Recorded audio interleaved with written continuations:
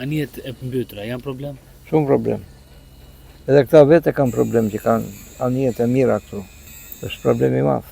Duhet pastruar edhe nga ana vizuale. Po. Duhet pastruar porti që duket diçka e bukur. Merkatu e peshkut ne jemi zbanjat dhe nuk e dim se ku është dhe si funksionon.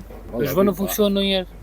Nuk kam qenë asnjëherë, nuk e di. Funksionuar asnjëherë. Nuk e di. Nuk kam qenë asnjëherë. Ka peshk këtu apo ka mos ka pasur më përpara? Ja, as bëhet fjalë fare. Ja, kujtë, rregullohet.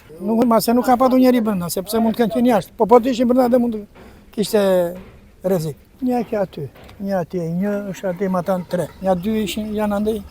Shkarkojnë peshkatarët varg me varg. Unë kam lindur në skel. Do të them që e kam filluar, pavarësisht se kam punuar në kone në verë të shofer, po e kam filluar me tel, e vrisim qefull me tel.